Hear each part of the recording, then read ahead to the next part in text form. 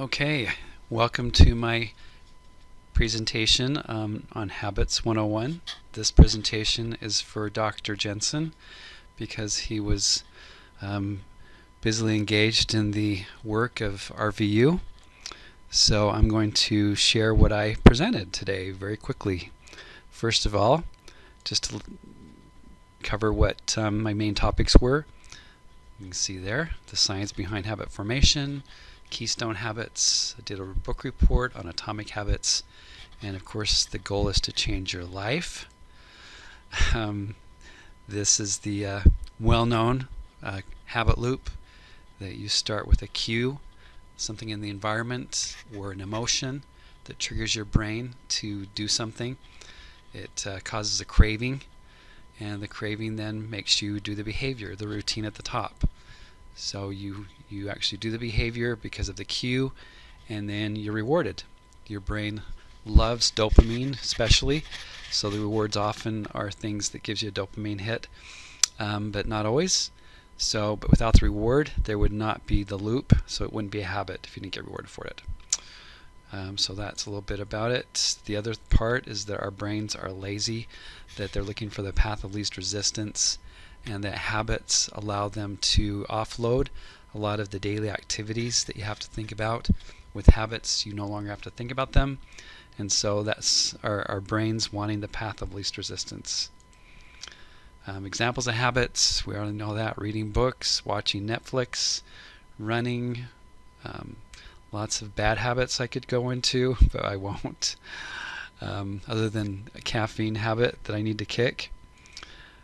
Keystone habits, this is the idea that there's certain habits that are like on steroids, that if you do them, that you will have a ripple effect in other places in your lives. They unintentionally carry over into these other aspects. Some examples of keystone habits: exercise, planning your day, living an organized life, so forth. Like if you take exercise, for example, if you exercise, it makes you more likely to not eat unhealthy foods because you don't want to blow it. So that's a ripple effect. You exercise, and then you might eat a little bit better, sleep better, those sorts of things. So those are keystone habits. And then I showed a video from the book Atomic Habits that I'm not going to go into at this moment. You can go look it up. But this is the book report I did about a specific book that I really liked. So the big ideas from the book are that habits are the compound interest of self-improvement.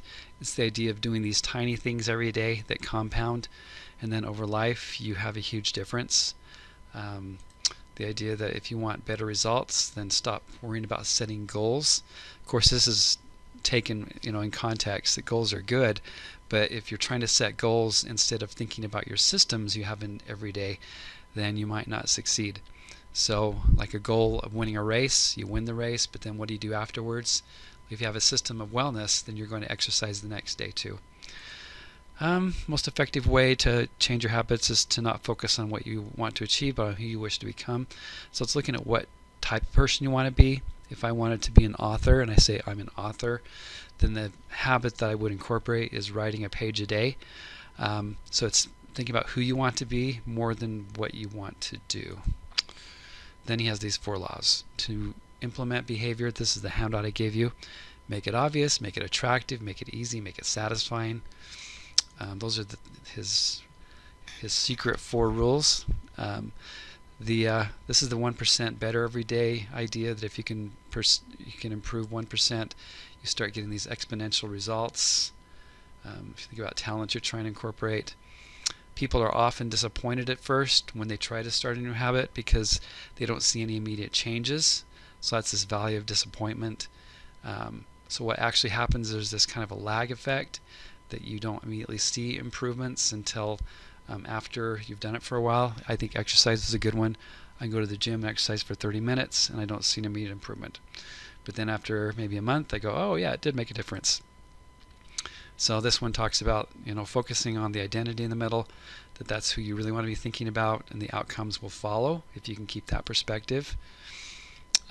Whenever you want to change your behavior, you should ask yourself, how do I make it obvious? How do I make it attractive? How can I make it easy? How can I make it satisfying?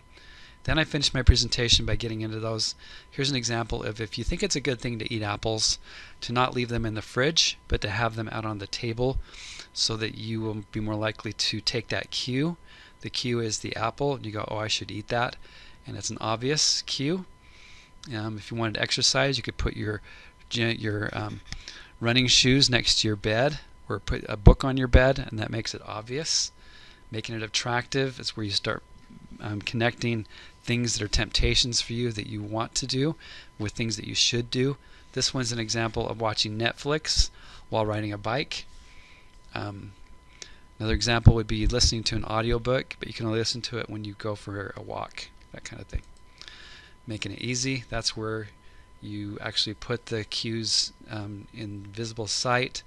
You make it really simple. You put like your workout clothes next to your bed. You make it like flying off a log. You're reducing friction.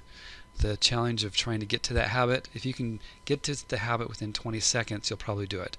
So it's trying to make things that you want to do really close by and not something you have to go find. Make it satisfying. You need to be rewarded.